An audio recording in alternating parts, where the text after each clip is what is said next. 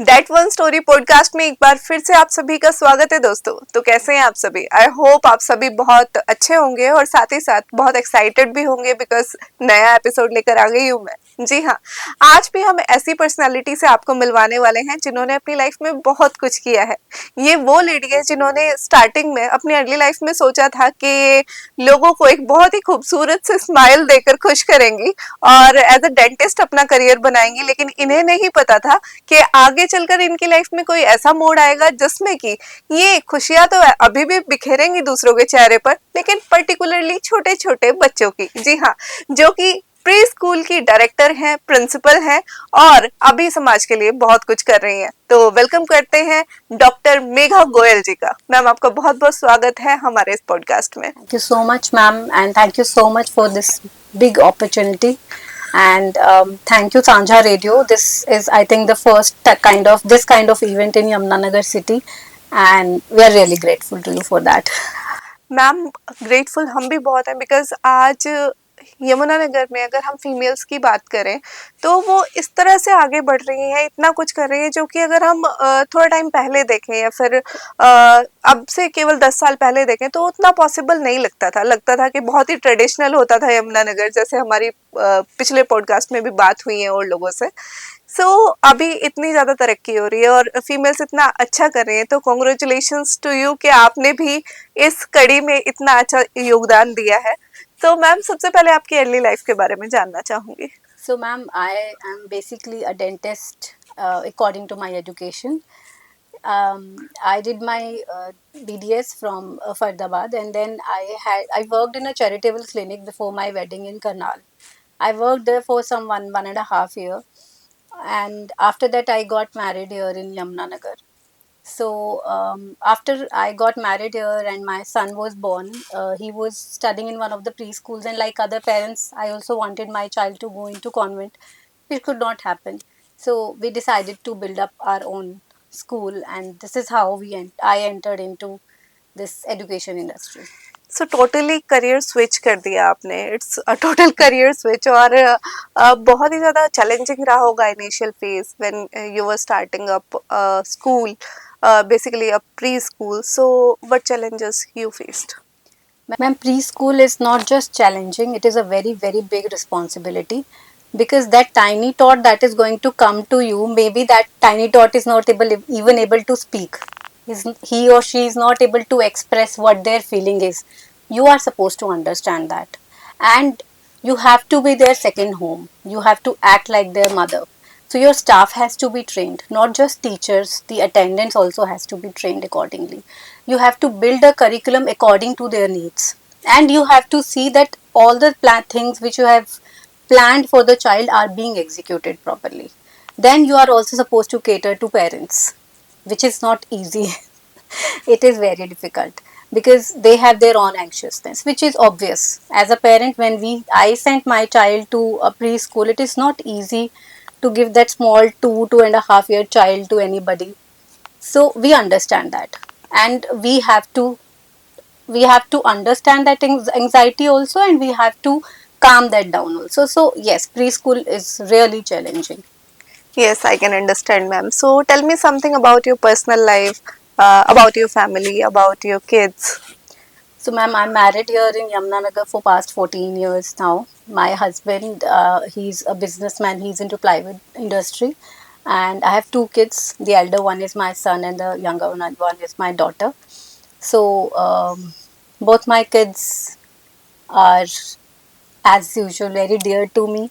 I have been learning a lot of things with them. We go to classes together, we learn new things, we go for vacations. So I try to spend as much time as I can with them. We study together also. So this is how it is, ma'am. So, ma'am, every person have some high time and low time in their life. If I talk about the lowest time when you feel something very difficult, what was that? I would not say one, there were basically two, ma'am. So one was the time when my son was born, and in a month we came to know that he had some kind of congenital problem. So that was really difficult for me to accept first, and then to understand that how are we going to deal. सो ये आपको लगता है कि आपकी life का सबसे लो time रहा, और उस टाइम पे आपने कैसे अपने आप को और मजबूत किया, कैसे आपने प्रॉब्लम्स को सॉल्व किया? मैम मुझे लगता है सबसे पहले whatever problem comes to your life, when it is with your child, the most important thing is acceptance. अगर एज अ मदर आप एक्सेप्ट नहीं करोगे, आप क्रिब करते रहोगे कि क्यों हुआ, ऐसे क्यों हुआ, मेरे बच्चे के साथ क्या होगा एंड ऑल दैट, तब तक आप उस प्रॉब्लम से डील नहीं कर सकते. यू नीड टू अंडरस्टैंड कि जो मेरे बच्चे को नहीं मिला ना, वो दुनिया के ऐसे बहुत सारे बच्चे हैं जिनके पास वो भी नहीं है, और वो इतनी बड़ी बड़ी प्रॉब्लम्स के साथ डील कर रहे हैं. आपके पास शायद उनसे बहुत बेटर सिचुएशन है, और जो बेटर सिचुएशन है आप उसको बहुत अच्छा कर सकते हो, है ना. So this is how I have dealt with it. और अगर मेरे पास भी पेरेंट्स आते हैं मैम स्कूल में भी जिनके बच्चे को, एज यू नो, आजकल ऑटिज्म, एडीएचडी बिल्कुल। Is on a high rise after COVID. So मैं भी उनको ये चीज़ समझाती हूँ कि सबसे पहले आप एक्सेप्ट करो, आप अपने अंदर कॉन्फिडेंस रखो कि वट एवर इट इज, मैं अपने बच्चे को हेल्प करूंगी to come out of it, to be better with this problem also. अभी आपने अगर देखा होगा ma'am, there was one boy who was autistic and he is the world champion in Rubik's cube 3x3, wow. क्योंकि उसके parents को समझ में आया कि this is what he is passionate about. Hmm. एक स्कूल ने उसको स्कूल में लेने तक के लिए मना कर दिया था, but the parents supported the child, और वो बच्चा इतना अच्छे लेवल पर निकल के आया. So with parent support, mother की सपोर्ट से, फैमिली की सपोर्ट से बच्चा कुछ भी कर सकता है. सो मैम, जैसे जब भी पेरेंट्स आप देखते हैं, आप पेरेंट्स को मिलते हैं, बच्चों को मिलते हैं इस तरह के जिनके साथ कुछ ना कुछ प्रॉब्लम कई बार हो जाती है, सो ऐसे टाइम पे जो पेरेंट्स हैं उनको क्या करना चाहिए? मैम सबसे पहले, जैसे मैंने आपको कहा, एक्सेप्टेंस. उसके बाद आप अपने बच्चे से चीज़ें मत छुपाओ, जो है जैसे है वो बच्चे के सामने है, बच्चे को पता होना चाहिए. आप दुनिया से चीज़ें मत छुपाओ, क्योंकि वो नहीं छुपी रह सकती, है ना. तो वो एक चीज़ बहुत इंपॉर्टेंट है. दूसरा, हर बच्चे में मैम, अगर आपसे भगवान ने एक चीज़ ली है तो वो आपको कोई और पावर ज़रूर देगा. It is a fact. अगर हमारी कोई सेंसेस में कोई एक सेंस वीक होती है तो हमारी कोई और सेंस अच्छी होती है. सिमिलरली अगर भगवान ने बच्चे के अंदर कोई किसी तरह की भी कोई प्रॉब्लम है, सो उसके अंदर कोई हिडन टैलेंट ज़रूर होगा. तो यू बिल्कुल। Should always try to find out that hidden talent. अब कैसे पता चलेगा? By giving the child opportunities. बिल्कुल। और कोई ऐसा एग्जाम्पल जब आप इतने सारे बच्चों के साथ काउंसलिंग करते हैं, पेरेंट्स के साथ काउंसलिंग करते हैं, जब आपको ऐसा लगा हो कि इस तरह का कोई केस आपके पास आया हो, हाउ यू सोल्ड इट और समथिंग? मैम मेरे पास एक बच्चा आया, I will not name the child. That child had studied in one of the school in Yamunanagar for 1.5 year. जब वो मदर मेरे पास आई, वो मुझे कहती है कि मैम मेरा बच्चा बैग भी नहीं उतारा उसने पूरा साल. He was always with his bag in school during the entire session, classroom में भी पूरा टाइम? पूरा टाइम. जब सेशन खत्म हुआ तो कोऑर्डिनेटर ने उनको बोला कि इसको तो क्लास रिपीट कराओ, इसको कुछ नहीं आता, ये तो बोरे की तरह बैग लेकर बैठा रहता है. This was the wording. So she came to us, she came to know about us and she came to us and she told me the thing. मैंने उनको बोला देखिए ma'am, we will go very slow with the child. बहुत प्यार से ma'am हमने उस बच्चे को अपने पास रखा, उसको हैंडल किया. That child was autistic. Okay. Within a week the child removed the bag okay. and it's been 3 years the child is with us in the school. He's been making friends, he's been talking to us, he's doing good in academics. So the child is flourished very well. So autistic है बच्चा, ADHD है बच्चा, कोई भी किसी तरह की problem है, ऐसा नहीं है कि काम नहीं किया जा सकता. काम किया जा सकता है. पेशेंस चाहिए प्लस चाइल्ड सेंट्रिक डेवलपमेंट चाहिए. अगर बच्चा मेरा क्लास के पैरेलल नहीं चल रहा तो इट्स फाइन, इट्स ओके. पूरी जिंदगी मैं तो हमेशा ये कहती हूँ वही 26 लेटर्स हैं जो आपने यूज करने हैं, बिल्कुल। है ना. सो देर इज नो प्रॉब्लम अगर बच्चा वो 3 साल में सीखने के बजाय 4 साल में सीख लेगा. It is not the end of the world. Definitely काम किया जा सकता है. और ये तो मैं आपको एक एग्जांपल बता रही हूँ. मेरे पास एक गर्ल थी जिनके पेरेंट्स को पता चला that the child is autistic through counselling sessions जो हमारे स्कूल में होते हैं. And they came to note that the child was having virtual autism which is basically because of screen time. Okay. Yes, ये Covid के बाद नया terminology आया मैम, वर्चुअल ऑटिज्म का. सो हमने बच्चे के साथ काम किया. वो बच्चा आज कॉन्वेंट में पढ़ रहा है। सो जैसे आपने ये टर्म यूज की, इसमें होता क्या है, जैसे जो पेरेंट्स है वो कैसे समझ सकते हैं कि बच्चे को ये प्रॉब्लम आ रहा है? मैम वर्चुअल ऑटिज्म और ऑटिज्म में फ़र्क जो मेन होता है वो ये होता है, ऑटिज्म 1.6 1.7 की एज में आना शुरू हो जाता है, वर्चुअल ऑटिज्म 1.56 के बाद कभी भी आ सकता है because of increased screen time. Autistic बच्चे का सबसे बड़ा सिम्टम ये होता है the child will not have eye contact with you. Okay. ठीक है, which is one of the biggest symptom. The other is that there are repeated motions like flapping करेगा बच्चा, रॉकिंग कर रहा है तो रॉकिंग ही करता रहेगा, एक टॉय से प्ले कर रहा है तो कॉन्टिन्यूसली उसी चीज़ के साथ प्ले करेगा, वही कॉन्टिन्यूस कपड़े पहनेगा। So these are certain symptoms by which you can come to know that there is some problem. ज़रूरी नहीं है कि जाते ही बच्चे को ऑटिज्म ही है, ज़रूर जाते ही बच्चे को ADHD है, बट एटलीस्ट जितनी अर्ली स्टेज पे आपको पता चलेगा उतना ज़्यादा आप अपने बच्चे को हेल्प कर पाओगे। So that is very important early. आज अब हमारे भी इतने सारे सेशंस होते हैं जो हम अपने टीचर्स को कराते हैं मैम। द रीज़न इज़ कि early intervention is very important.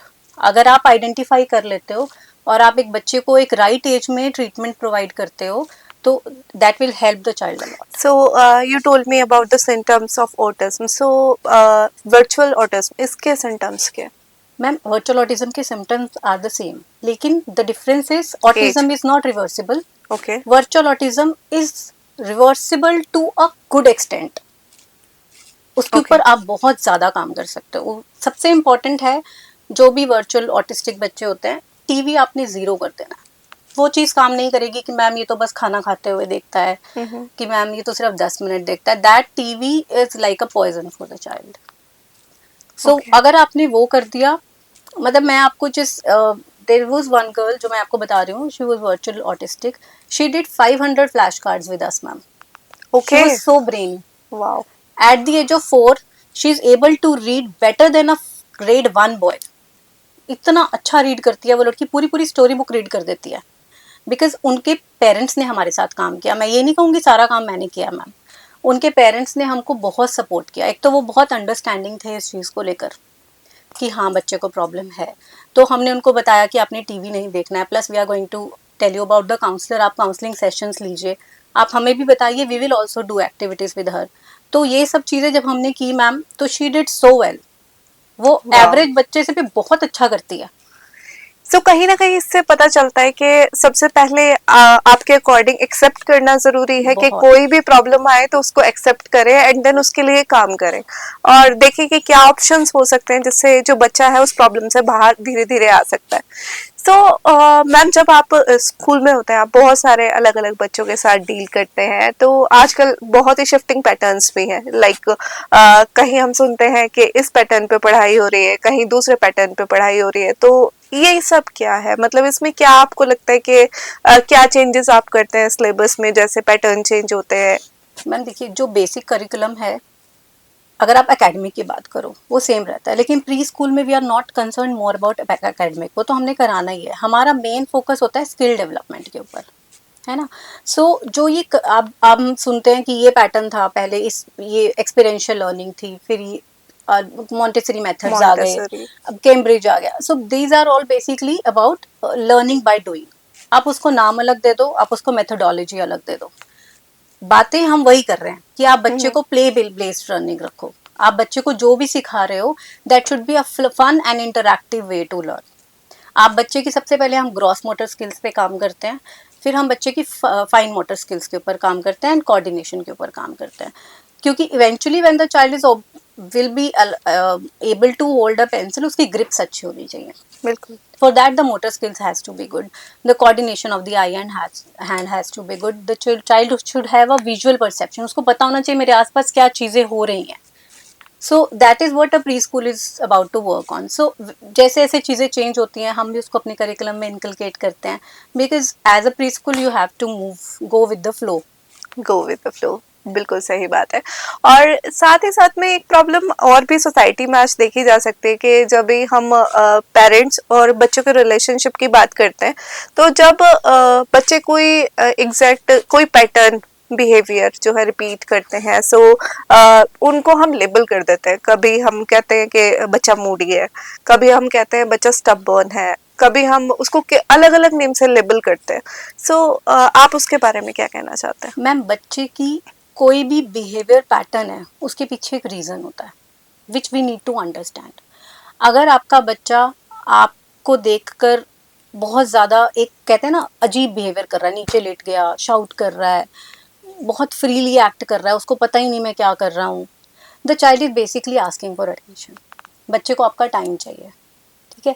सो जो भी बिहेवियर है, मैं कह रही हूँ कोई बच्चा स्टबन है, मे बी वो बच्चा इसलिए स्टबन है क्योंकि पहले आपने उसकी सारी बातें पूरी करी and then you started feeling कि पहले तो वो छोटी छोटी चीजें मांगता था जो मैं इजीली पूरी कर देती थी, और फिर जब वो बच्चा इस तरह की चीजें मांगने लगा जो मुझे लग रहा है कि नहीं, it is not good for health, नहीं हर रोज नहीं मिलेगा, then the child is reacting to it कि अब मैं रोकर दिखाऊंगा फिर ये मुझे दे देंगे।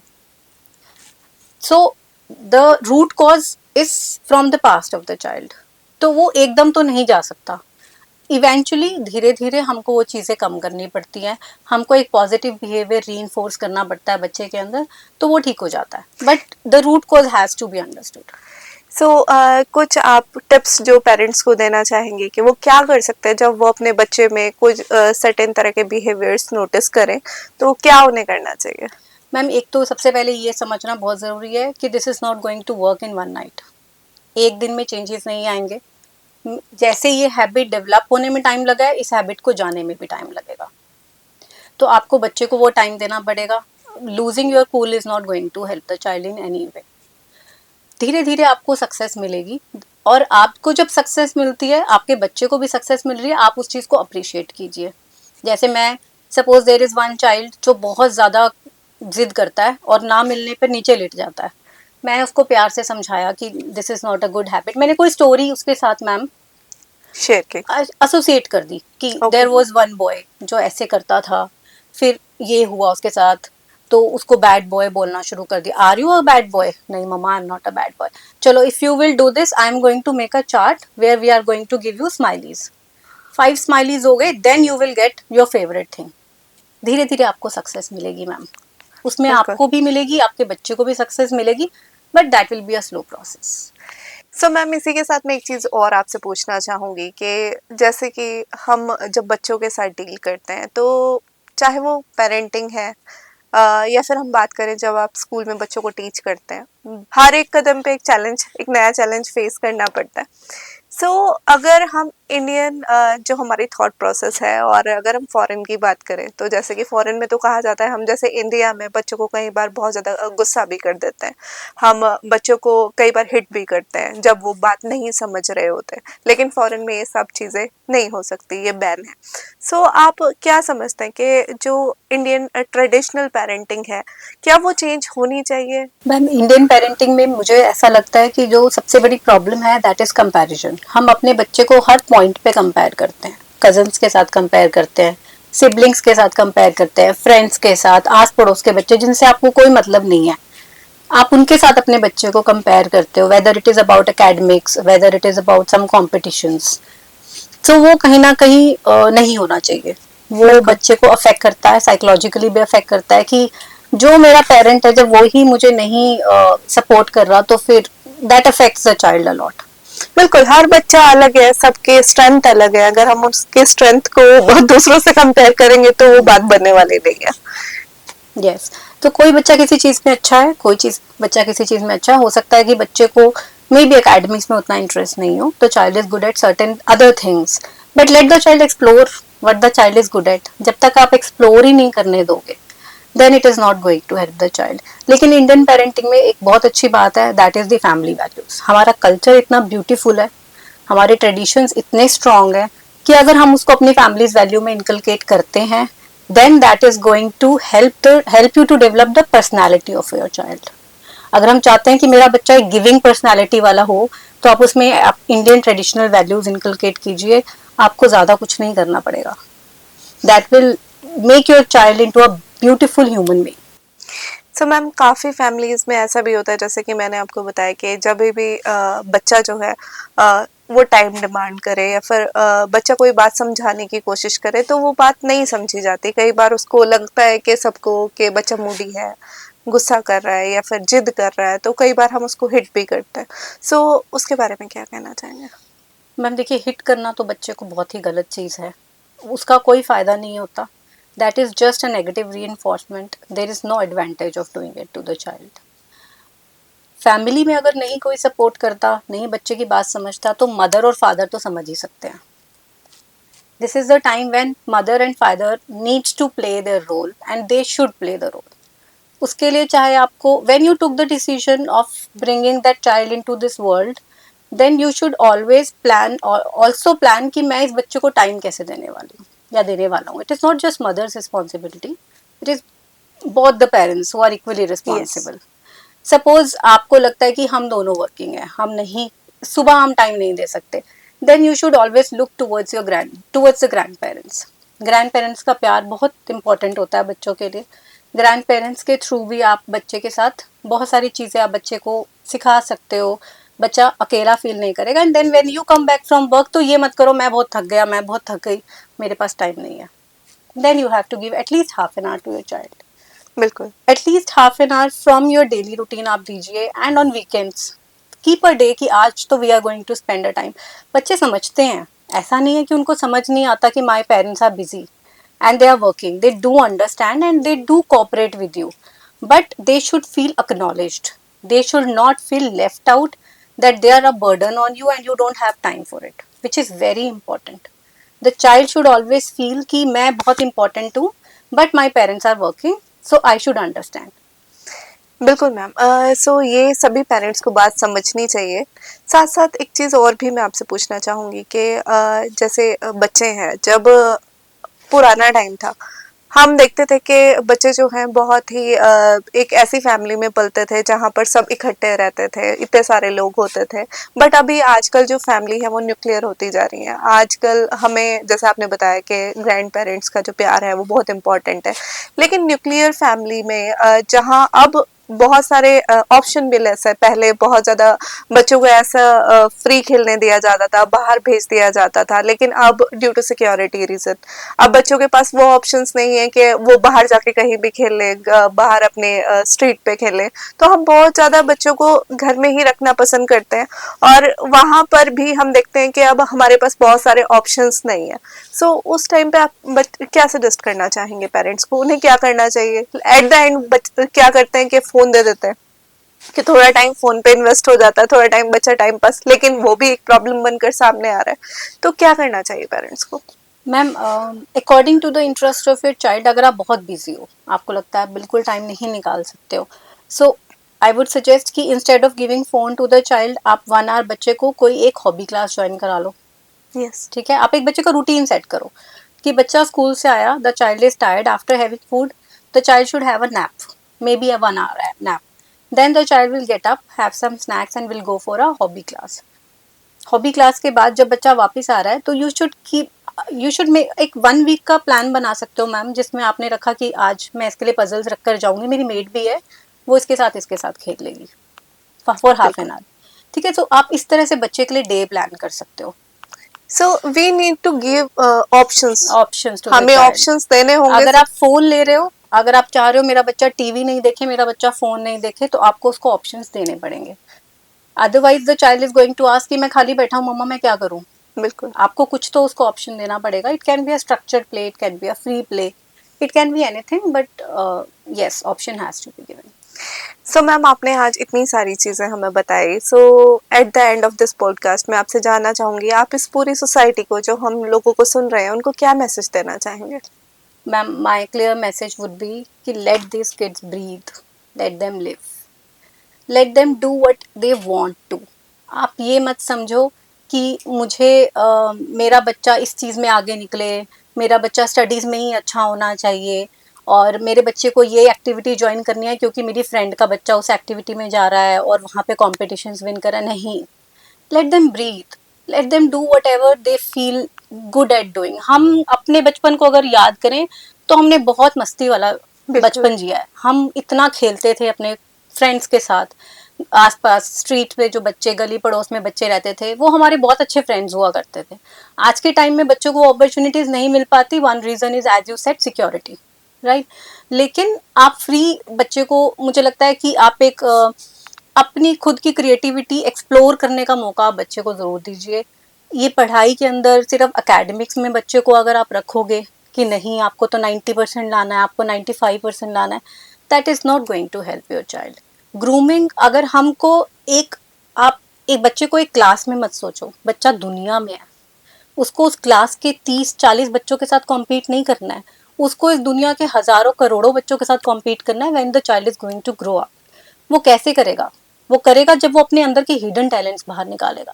हर बच्चे में कुछ ना कुछ टैलेंट्स होते हैं, डेफिनेटली होते हैं, लेकिन आप उसको वो बाहर निकालने का मौका दो। आप देखोगे आपका बच्चा इतना ब्यूटीफुली फ्लरिश करेगा कि आप भी सरप्राइज रह जाओगे कि मेरे बच्चे में इतनी क्वालिटीज थी और शायद मैंने कभी ध्यान नहीं दिया। So that is very important कि let these kids live, let them be happy in the way they want to be. बिल्कुल मैम, बहुत ही ब्यूटीफुल मैसेज आपने दिया। जी हाँ दोस्तों, आपको भी यही समझना बहुत ज़रूरी है कि छोटे बच्चे जो कि अभी डेवलपिंग स्टेज में है, उनका माइंड डेवलप हो रहा है और साथ ही साथ वो अभी बहुत कुछ एक्सप्लोर करना चाहते हैं इस ज़िंदगी में, इस वर्ल्ड में बहुत कुछ नया है उनके लिए। सो उनको एक मौका दीजिए। दूसरी बात, कभी आप ऐसा सोचते हैं कि कोई प्रॉब्लम्स आ रही है तो प्रॉब्लम्स के पीछे का रीज़न समझिए। रीज़न समझ आता है तो उसको एक्सेप्ट कीजिए और उसके बाद उसका सॉल्यूशन ढूंढने की कोशिश कीजिए। एक एट द एंड किसी एक डिसीजन पे मत पहुंचिए कि बच्चा ऐसा ही है। सो बच्चों को खुश रहने दीजिए और साथ साथ उनकी ग्रूमिंग पर भी ध्यान देना जरूरी, ऑफ कोर्स आप देंगे, लेकिन एक सही मैनर में। तो वो तरीके आज मेघा मैम ने हमें बताए। डॉक्टर मेघा गोयल थी हमारे साथ, जिन्होंने इतने सारे एक्सपीरियंस और इतनी सारी टिप्स आपके साथ शेयर की, जो कि बहुत ही इंस्पायरिंग होंगी और आपके लाइफ में बहुत काम आएंगी। तो ऐसे ही किसी और दिन किसी और पॉडकास्ट के साथ एक नई कहानी के साथ मिलेंगे आपको दैट वन स्टोरी में। तब तक के लिए नमस्कार मैम, आपका बहुत बहुत धन्यवाद हमारे साथ शामिल होने के लिए। Thank you so much, ma'am. Thank you so much to you for this big opportunity. I'm really grateful for you for this. Thank you so much ma'am. So मिलते हैं अगले पॉडकास्ट में।